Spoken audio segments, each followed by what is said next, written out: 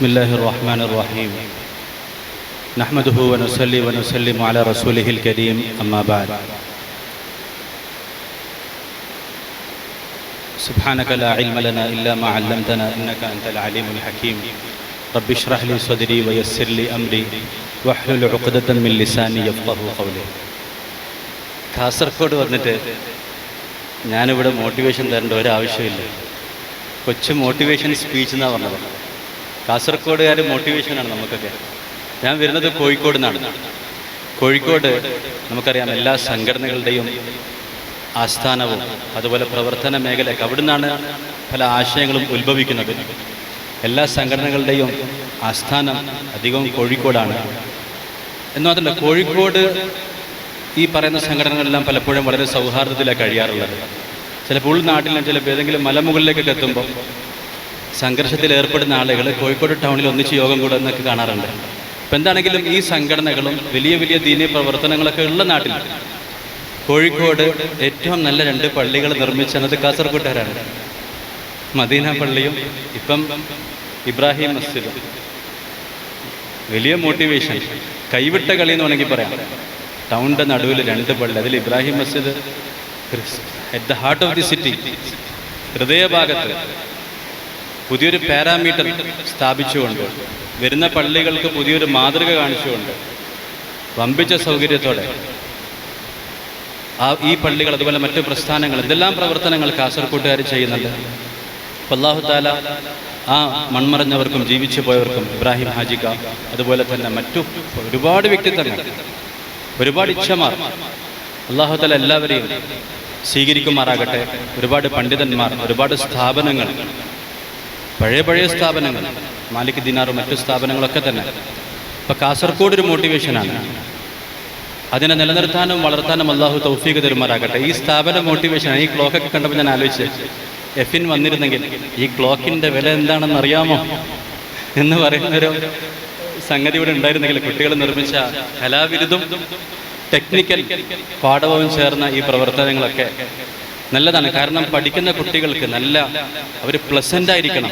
ഇന്ന് ഏത് ഇൻഡസ്ട്രിയിലും ആദ്യം ആവശ്യമുള്ളത് നല്ല പ്ലസൻ്റ് ആയിട്ടുള്ള, നന്നായിട്ട് ഇടപഴകാനും പ്രവർത്തിക്കാനും പറ്റുന്ന ക്രിയേറ്റീവ് ഡയറക്ടർമാരുണ്ട് കമ്പനികൾക്ക്. ക്രിയേറ്റീവ് ഡയറക്ടർ എങ്ങനെ പ്രവർത്തനങ്ങൾ മുന്നോട്ട് പോകണമെന്ന് ഡിസൈൻ ചെയ്യുന്ന ക്രിയേറ്റിവിറ്റി ഉള്ള ആളുകളാണ് നേതൃത്വം കൊടുക്കുന്നത്. അപ്പോൾ ആ ക്രിയേറ്റിവിറ്റി ഉണ്ടാക്കാനുള്ള പ്രോത്സാഹനവും പഠനമൊക്കെ അൽഹംദുലില്ലാഹ് ഇവിടെ നടക്കുന്നു. ഞാൻ എന്നെ മോട്ടിവേഷൻ എന്ന് പറഞ്ഞുകൊണ്ട് ഈ കാര്യങ്ങൾ ഇവിടെ പറഞ്ഞത് മാത്രം. ചില കാര്യങ്ങൾ നമ്മളുടെ സഹോദരങ്ങളുമായിട്ട് പങ്കുവെക്കാൻ മാത്രമാണ്. അല്ലാഹു തആല നമുക്ക് എല്ലാവർക്കും അമൽ ചെയ്യാൻ തൗഫീഖ് തരട്ടെ. ഇത് പ്രാഥമികമായിട്ടൊരു ഹിഫ്ള് സ്ഥാപനമാണ്, ഖുർആനിക സ്ഥാപനമാണ്. ഹിഫ്ളിന് പുറമെ ഖുർആനുമായി ബന്ധപ്പെട്ട പഠനങ്ങളും പിന്നെ മറ്റു പല കോഴ്സുകളും ഇതിനോടൊപ്പം ചെയ്യാം. ഒന്നാമത്തെ സംഗതി നമ്മുടെ അടിസ്ഥാനം നന്നാക്കലാണ്. ഹിഫ്ള് ഫസ്റ്റ് ക്ലാസ് ആയിട്ട് ഇവിടെ മാറണം ഇൻഷാ അല്ലാഹ്. ഈ പള്ളിൻ്റെ പേര് ഞാനിവിടെ എത്രയോ തവണ വന്നിട്ടുണ്ട് എന്ന് മാത്രമല്ല, ഒരു പ്രാവശ്യം നമ്മൾ ഇഷ്ടപ്പെടുന്ന ആളാണ് അത്തീഖ് ഉസ്താദ്. ഞാൻ ജുമാക്കൂടെ വന്നപ്പോൾ എന്നെ കൊണ്ട് ഖുത്ബ ഓതിച്ചു. സാധാരണ നിസ്കാരത്തിനൊക്കെ ഇമാം വെക്കാൻ പറയലുണ്ട്, അല്ലെങ്കിൽ ഒരു 5 മിനിറ്റ് സംസാരിക്കാൻ പറയില്ല. ജുമാക്ക് പോകുന്ന വഴിക്കുന്ന പെട്ടെന്ന് കയറി ഖുത്ബ ഓതാൻ പറഞ്ഞ് ഞാൻ ആദ്യമായിട്ട് ഈ പള്ളിയിലാണ് കണ്ടത്. അപ്പം അത്തീഖ് ഉസ്താദിൻ്റെ ഈ പള്ളിയിൽ ഞാൻ ഇതിൻ്റെ പേര് ഹസനത്തുൽ ജാരിയ എന്നിട്ട് ഈ പരിപാടിയിൽ വന്നപ്പോൾ കേട്ടത്. അപ്പോൾ സംഗതി ഞാൻ കണ്ണാടി പള്ളി എന്നാണ് ഇതിൻ്റെ പേര് വിചാരിച്ചത്. അപ്പോൾ കുറേ ഗ്ലാസ് വെച്ചതുകൊണ്ട് ആൾക്കാർ കണ്ണാടി പള്ളി എന്ന് പേരിട്ടതാണെന്നും ഈ പള്ളിൻ്റെ പേര് ഹസനത്തുൽ ഹസന ജാരിയ, ഹസന ജാരിയ. ഇനി ഇൻഷാ അല്ലാഹ് ഇവിടുത്തെ ഖുർആൻ കൊണ്ട് ഈ പള്ളിൻ്റെ പേര് ഖുർആൻ പള്ളി എന്നായി മാറണം. നല്ല ഖുർആൻ ഓതുന്ന മക്കളുള്ള, നല്ല ഹാഫിളീങ്ങളെ വാർത്തെടുക്കുന്ന, ഖുർആനുമായി ബന്ധപ്പെട്ട പഠനങ്ങൾ നടക്കുന്ന പള്ളി എന്ന അർത്ഥത്തിൽ. ഇപ്പോൾ ഗ്ലാസ് കണ്ടപ്പോൾ കണ്ണാടി പള്ളി എന്ന് പേര് വന്ന് വീണതുപോലെ ഖുർആൻ പള്ളി എന്ന് പേര് വരുന്ന രീതിയിൽ ഖുർആനിൻ്റെ കേന്ദ്രമായി അല്ലാഹു തആല ഈ പള്ളിയെ സ്വീകരിക്കുമാറാകട്ടെ. മുൻഗാമികളുടെ മാതൃക പറഞ്ഞാൽ അബ്ദുല്ലാഹ് ഇബ്നു മസ്ഊദ് റളിയല്ലാഹു അൻഹു, പ്രസിദ്ധരായ സഹാബികളിലെ ഖുർആൻ കൊണ്ട് പ്രസിദ്ധരായ 4 സഹാബികൾ, Ibn Abbas, Ubayy Ibn Kaab, Abdullah Ibn Masud, Ali Ibn Abi Talib തുടങ്ങിയ പ്രമുഖരായ ഖാരികൾ, പിന്നെ മറ്റു സഹാബികൾ, മറ്റു ഇമാമുകൾ, അവരെല്ലാം നമ്മളുടെ മുമ്പിലുണ്ട്. എത്രയോ ഖത്തം ചെയ്തവർ. ഇമാം ബുഖാരി റഹ്മത്തുള്ളാഹി അലൈഹിയുടെ പതിവ് കാണാം, റമദാൻ മാസത്തിലൊക്കെ അത്താഴ സമയത്ത് ഒരു ഖത്തം വേറെ, അതിൻ്റെ കണക്ക് വേറെ, പകൽ സമയത്തുള്ള ഖത്മ് വേറെ. അങ്ങനെ 2-3 ദിവസം കൊണ്ട് പകലിൻ്റെ ഖത്മ് ഒന്നായിട്ടും രാത്രിയുടേത് വേറെതായിട്ടൊക്കെ തീർക്കും. അങ്ങനെ ഇമാമുകളുടെ വലിയ സംഭവങ്ങളുണ്ട്. അതൊരു ഭാഗത്ത് നിൽക്കട്ടെ. നമ്മുടെ മുമ്പിലുള്ള ജീവിക്കുന്ന മാതൃകകളായിട്ടുള്ള ഒരുപാട് പേരുണ്ട്. ഖത്തറിൽ അറിയപ്പെടുന്നൊരു സ്റ്റേഡിയമാണ് ലുസൈൽ. ഫുട്ബോൾ കളിയുടെ പേരിലായിരിക്കും പലരും ലുസൈൽ അറിയുന്നത്. അവിടെ ഒരു മസ്ജിദ് ഉണ്ട്, ലുസൈലിൽ ഒരു മസ്ജിദ് ഉണ്ട്. അവിടെ പ്രസിദ്ധനായൊരു ഖാരിയുണ്ട്, ഖാരി അബ്ദുർ റഷീദ് സൂഫി. ഖാരി അബ്ദുർ റഷീദ് സൂഫി എന്നാണ് അദ്ദേഹത്തിൻ്റെ പേര്. അദ്ദേഹം പറയാറുള്ളത്, രാത്രി നമസ്കാരത്തിൽ ഓതാൻ വേണ്ടി എത്രയോ ജുസ് അവിടെ അദ്ദേഹം പാരായണം ചെയ്യാറുണ്ട്. രാത്രി മുസ്ഹഫിൽ ഓതാൻ വേണ്ടി, രാത്രി നമസ്കാരത്തിൽ ഓതാൻ വേണ്ടി, അതിൽ തെറ്റ് വരാതിരിക്കാൻ വേണ്ടി ഞാൻ ഒരു പേജ് പോലും ഓതിയിട്ടില്ലെന്നാണ് പറഞ്ഞത്. ഞാനല്ലാതെ എനിക്ക് വേണ്ടി ഓതുന്നല്ലാതെ നിസ്കാരത്തിൽ 2-3 ജുസ് ഓതാനുണ്ട്, അതിൽ തെറ്റ് വരുമോ എന്നോർത്തുകൊണ്ട് ഞാൻ ഇതുവരെ മുസ്ഹഫ് തുറന്നു നോക്കിയിട്ടില്ല. അല്ലാഹു തആല ഖുർആൻ്റെ നാവിൽ ഒഴുക്കി തന്നിരിക്കുന്നു അദ്ദേഹം പറയാണ്. വെറുതെ പറയല്ല, ജനങ്ങൾ കേൾക്കുന്നുണ്ട്, പുറകിൽ കൈകെട്ടി നിസ്കരിക്കുന്നുണ്ട്, അതിൻ്റെ ആളുകൾ റെക്കോർഡ് ചെയ്യുന്നുണ്ട്. തെറ്റുണ്ടോ ഇല്ലെന്നൊക്കെ ആളുകൾക്ക് പരിശോധിച്ച് നോക്കാം. ഇപ്പം മുൻഗാമികളായ മഹത്തുക്കൾ പള്ളികളിൽ വന്നിരുന്ന് ഓതുമായിരുന്നു. ഖുർആനിൻ്റെ ജൽസകളുണ്ട്, സദസ്സുകളുണ്ടാകുമായിരുന്നു. നമ്മുടെ ഇമാമുകളെ പറ്റി, നമ്മുടെ ഖിറാഅത്തിൻ്റെ ഇമാമായ ആസിം, ഹഫ്സ് തുടങ്ങിയ മഹത്തുക്കളെ പറ്റിയൊക്കെ കാണാം. ലാ യുഖ്തിഉ ഫീ ഹർഫിൻ, ഒരക്ഷരം പോലും തെറ്റുകയില്ല. രോഗിയായി എത്രയോ മാസങ്ങൾ വിശ്രമിച്ച് വന്ന് പുതുതായി ഓതിയാൽ പോലും ഒരക്ഷരവും തെറ്റാനില്ല. ഈ രീതിയിലുള്ള ഹിഫ്ദ് നമുക്കുണ്ടാകണം. നമ്മളുടെ ഒരു കൂട്ടുകാരൻ ഏജാസ് എന്ന പേരുള്ള നമ്മളുടെ പ്രായത്തിലുള്ള എന്നല്ല ഇളയതാണ് അദ്ദേഹം, ഇപ്പോഴത്തെ താൽക്കാലികമായിട്ട് ദാറുൽ ദൈവത്തിൽ ഉസ്താദായി നിയമിക്കപ്പെട്ടിട്ടുണ്ട്. ഷെയ്ഖ് സക്കരിയ റഹ്മത്തുള്ളാഹി അലൈഹിയുടെ ഏറ്റവും പ്രിയപ്പെട്ട ശിഷ്യൻ യൂനുസ് ജോൻപൂരിയുടെ മുറിയിലാണ് അദ്ദേഹം തറാവീ നിസ്കരിച്ചിരുന്നത്. 150ഓളം പ്രഗത്ഭരായ ആലിമ്യങ്ങളാണ് തറാവീഹിന് ഉണ്ടാവുക. 3 ജുസ് ആണ് ഒരു ദിവസം പാരായണിച്ചത്. തറാവീഹിൽ 3 ജുസ് ഓതിയിട്ട് ആവർത്തിച്ച് ഖതം തീർക്കാൻ 150 പേരുള്ള ആലിമ്യങ്ങളുള്ള ഒരു മുറിയിൽ ഷെയ്ഖ് യൂനുസ്, ഇന്ത്യയിൽ ഏറ്റവും അറിയപ്പെടുന്ന ഹദീസ് പണ്ഡിതന്മാരിൽ അടുത്ത് വഫാത്തായപ്പോൾ അദ്ദേഹത്തിൻ്റെ മുറിയിൽ ഇമാമ് നിൽക്കാൻ. പുറകിൽ ഇത്രയും നമ്മൾ സാധാരണ തറാവീഹിന് നിൽക്കുമ്പോൾ ഒരു ജമാഅത്ത് വന്നിട്ടുണ്ട്, അല്ലെങ്കിൽ 3 ഹാഫിദുകൾ ഒന്നിച്ചൊന്നൊക്കെ പറഞ്ഞാൽ ചിലപ്പോൾ ഇമാമിക്കുന്നവർക്ക് ബേജാറാവും. പഠിച്ചാൽ ഇന്നിപ്പം ഓതി തെറ്റിപ്പോയാലോ. മുമ്പേ ഒരു സ്ഥലത്ത് ഇമാമക്കാൻ പോയപ്പോൾ അവിടുത്തെ മുത്തോലി തമാശക്ക് പറഞ്ഞു, യാസീനും കഫും തെറ്റിക്കരുതെന്നാണ്.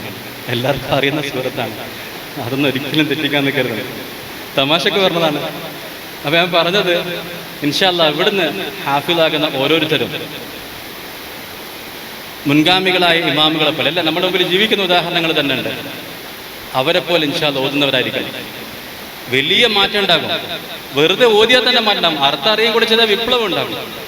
ഒരു വിദ്യാർത്ഥി ഈജിപ്തിൽ പോകാൻ വേണ്ടി വിസ ചോദിച്ചു. ഞാൻ വിദ്യാർത്ഥിയുടെ പേരും പറയുന്നില്ല, പോകാൻ ഉദ്ദേശിച്ച സ്ഥലത്തിൻ്റെ പേര് മാത്രം പറയാം. ഷെയ്ഖ് റസ്ലാൻ്റെ അടുത്ത് പോകണമെന്നാണ്. ഷെയ്ഖ് റസ്ലാൻ എന്ന് പറഞ്ഞാൽ തീവ്ര ആശയക്കാരനാണ്. മുസ്ലിം വിഭാഗത്തിലൊക്കെ ഒരുപാട് സംഘടനകളൊക്കെ പിഴച്ചുപോയി എന്ന് പറയുന്നൊരു വ്യക്തിയാണ്. ഫലസ്തീൻ പോരാളികളെ തള്ളിപ്പറയുന്ന ആളാണ്. ഇസ്രായേൽ ഉത്തരവാദിത്തമുള്ള രാജ്യമാണെന്ന് പറഞ്ഞ ആളാണ്. എന്താണെങ്കിലും അദ്ദേഹത്തിൻ്റെ അടുത്ത് പോകുന്നതിന് എനിക്ക് ഒരു യോജിപ്പില്ലായിരുന്നു. എന്നാലും ഒരു സഹായമല്ലേ ചോദിക്കുന്നത്, പോട്ടെ. വിസ എടുക്കാൻ സഹായിച്ചു. അദ്ദേഹം അവിടെ പോയി. ഒരുപാട് ആളുകൾ ഉണ്ടായിട്ടും ഈ തീവ്ര ആശയം പഠിക്കാൻ വേണ്ടി അവിടെ വരെ പോകുന്നത്. അദ്ദേഹം പോയി പെട്ടത് ഷെയ്ഖ് ഉസാമ അൽ അസ്ഹരി എന്ന് പറഞ്ഞ, ഷെയ്ഖ് ഉസാമ എന്നറിയപ്പെടുന്ന ഒരു വ്യക്തിയുടെ പള്ളിയിലാണ്. ഞാൻ നേരത്തെ പറഞ്ഞ അബ്ദുർ റഷീദ് സൂഫിയെ പോലെ ഒരുപാട് നമസ്കാരത്തിൽ തിലാവത്ത് ചെയ്യുന്ന, വർഷം മുഴുവനും അതുപോലെ തന്നെ പല രാത്രികളിലും കൂടുതലായിട്ട് തിലാവത്ത് ചെയ്യുന്ന ഇമാമിൻ്റെ പള്ളിയിലാണ് അദ്ദേഹം എത്തിപ്പെട്ടത്. അവിടുന്ന് നിസ്കരിച്ചതിൻ്റെ പേരിൽ മാത്രം ആ വിദ്യാർത്ഥി ഒരു മിതവാദിയായ നല്ലൊരു ആശയമുള്ള വ്യക്തിയായിട്ട് മാറി. അദ്ദേഹം ആശയം തമ്മിൽ സംസാരിച്ചിട്ടില്ല, ക്ലാസ് എടുത്തിട്ടില്ല. ഒരാളുടെ ഖുർആൻ പാരായണവും ഇബാദത്തും കണ്ടിട്ട് മാത്രം തീവ്ര ആശയം പഠിക്കാൻ വേണ്ടി വിസ എടുത്തു പോയ വിദ്യാർത്ഥി മിതവാദിയായി നല്ലൊരു പ്രഭാഷകനായി, അതുപോലെ തന്നെ ഈജിപ്തിലേക്ക് പോകാനും മറ്റു വിദ്യാർത്ഥികളെ സഹായിക്കുന്ന ഒരു മിതവാദ ആശയത്തോടു കൂടി തിരിച്ചു വന്നു. ഖുർആൻ പാരായണം കേട്ടുകൊണ്ട് മാത്രം ഉണ്ടായ മാറ്റം ഞാൻ പറയാം. അദ്ദേഹത്തിനുണ്ടായ മതിപ്പ് കാരണം ഈ വിദ്യാർത്ഥിക്കുണ്ടായ മാറ്റം പറയാം. അപ്പോൾ ഇത് എങ്ങനെ സംഭവിച്ചു അല്ലാഹുവിനറിയാം. എന്താണെങ്കിലും സംഭവിച്ച ഞാൻ സാക്ഷിയാണ്. അപ്പം പറഞ്ഞു വരുന്നത്, ഖുർആൻ പള്ളിയായിട്ട് നമ്മളുടെ ഈ പള്ളി മാറണം. കണ്ണാടി പള്ളി അല്ലെങ്കിൽ ഹസനത്തുൽ ജാരിയ എന്നറിയപ്പെടുന്ന ഈ മസ്ജിദ് മാറണം. ഇതിനേറ്റവും ചെറിയ ഒരൊറ്റ സ്റ്റെപ്പ്, വലിയ വിപ്ലവത്തിന് വേണ്ടിയുള്ള ചെറിയൊരു ഒറ്റ സ്റ്റെപ്പ് പറയാം. ഖുർആൻ എങ്ങനെ നന്നാകുമെന്ന് വെച്ചാൽ വിദ്യാർത്ഥികൾക്ക് പല ഉത്തരം ഉണ്ടാകും. നല്ല ഹാഫിളാകാൻ ഞാൻ 3-4 ഓപ്ഷൻ തരാം. നല്ല ഹാഫിളാകാൻ എന്ത് ചെയ്യണം? പഴയ പാഠം ഓതണം, കൂടുതൽ ദൗറ ചെയ്യണം, പുതിയ പാഠം നന്നാക്കണം. അല്ലെങ്കിൽ ജുസുപ്പാടെന്ന് വെക്കണം, ഏതാ നിങ്ങൾ പറയും? ഏത് ഒരാൾ വേഗം ഉത്തരം പറയും. എന്താ നന്നായിട്ട് പഠിക്കേണ്ടത്? നന്നായിട്ട് ദൗറ ചെയ്യാം. അത് ഒരുപാട് പ്രാവശ്യം റിവിഷൻ നടത്തണം എന്നാണ് പറയുന്നത്. ഇത് ഏതാണ്ട് 99% ആളുകൾ ഇതാ പറയാം. എല്ലാം ദൗറ ചെയ്താൽ ഓർമ്മ ഉണ്ടാകും, ടെമ്പററി ഓർമ്മ ഉണ്ടാകും. 100 ദൗറ ചെയ്താൽ ഒരു 6 മാസത്തേക്ക് ഓർമ്മ ഉണ്ടാകും. പരീക്ഷൻ്റെ തലേതിരുന്ന് പഠിക്കുന്ന പോലെയാണ്. പഠിക്കേണ്ടത് പുതിയ പാഠമാണ്. പുതുതായിട്ട് പഠിക്കുന്ന പാഠം ഫാത്തിഹ പോലെ പഠിക്കണം. പുതുതായിട്ട് പഠിക്കുന്ന പാഠം ഒരു പേജല്ലേ ഉള്ളൂ, അത് നന്നായിട്ട് പഠിക്കാൻ ഒരു പ്രയാസമില്ലല്ലോ. നന്നായിട്ട് പഠിക്കാം, പതുക്കെ പഠിച്ചാൽ മതി.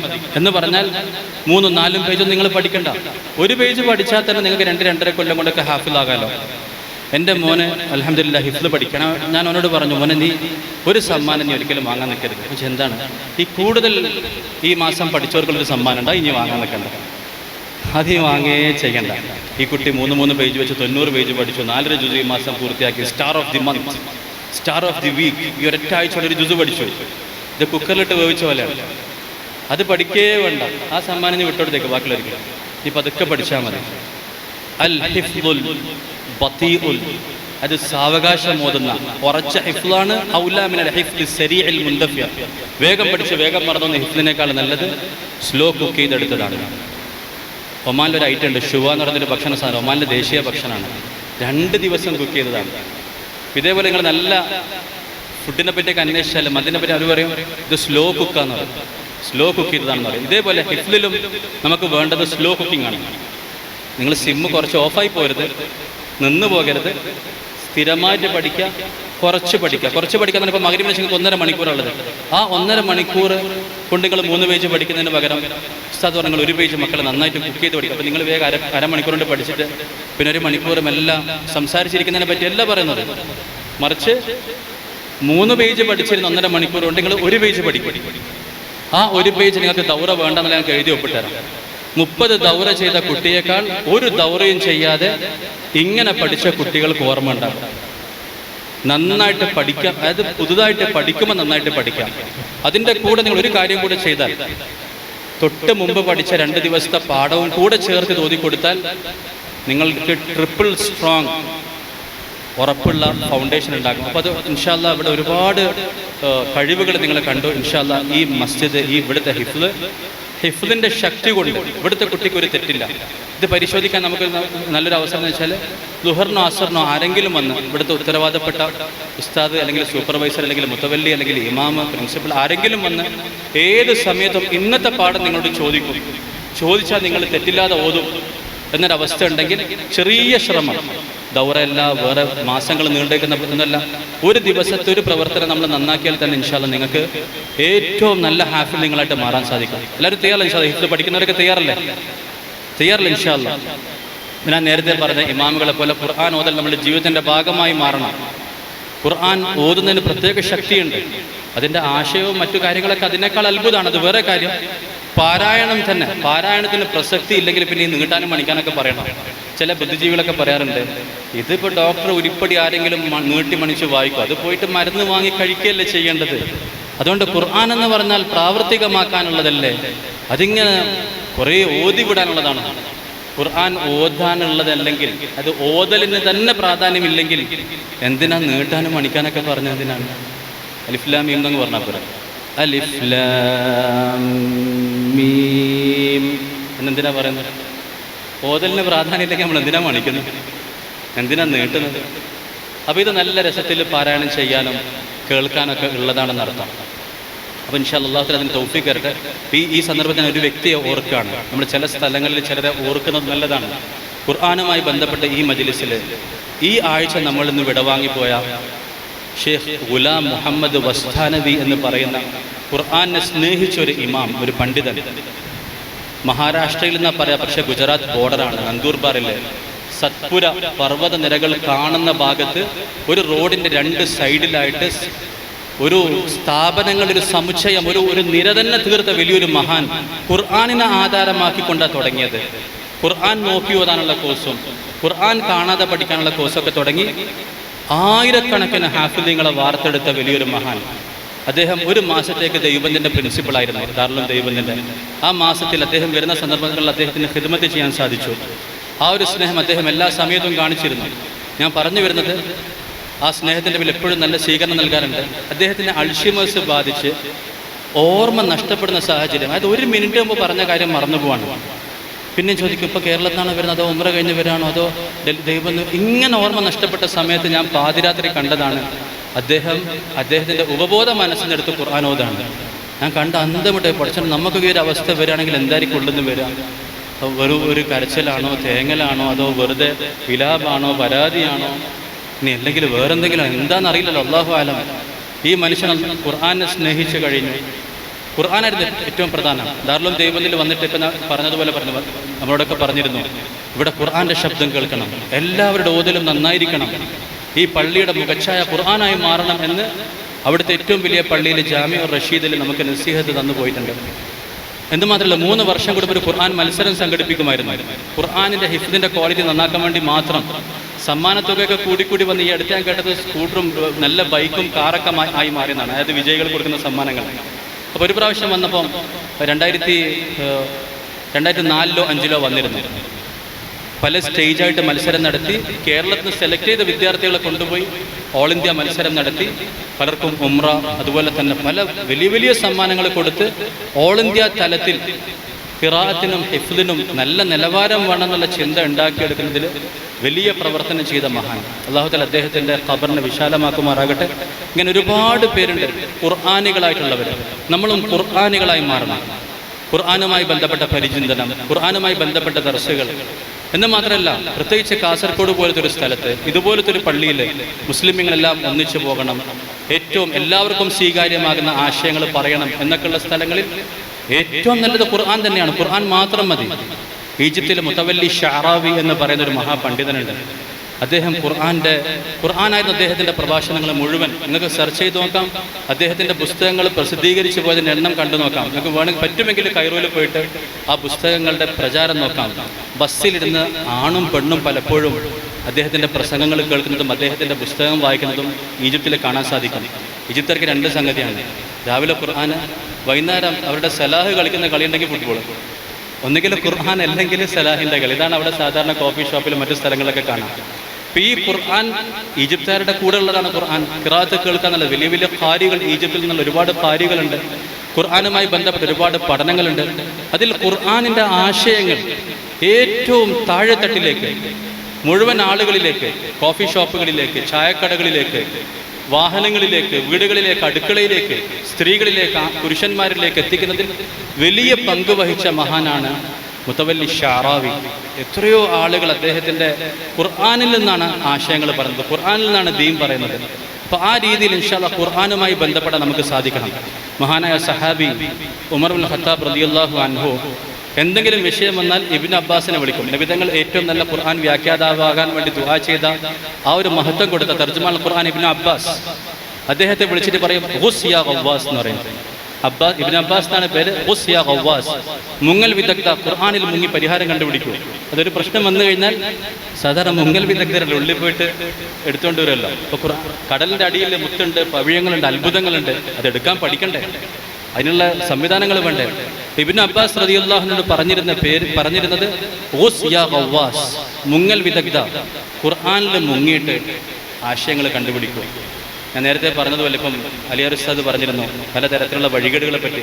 ഖുർആൻ്റെ ആഴം മനസ്സിലാക്കാൻ വേണ്ടി, സൂറത്തുൽ ഫാത്തിഹയുടെ ആഴം മനസ്സിലാക്കാൻ വേണ്ടി മാത്രമേ ഒരു കാര്യം പറയാം. ഖുർആൻ പറഞ്ഞു, സൂറത്തുൽ ഫാത്തിഹ ഒറ്റ ആയത്തിൽ നമുക്ക് പറഞ്ഞു തന്നു, സന്മാർഗം 1 ആണ്, വഴികേട് 2 ആണ്. അൻഅംത അലൈഹിം അവസാനിപ്പിക്കുകയാണ്.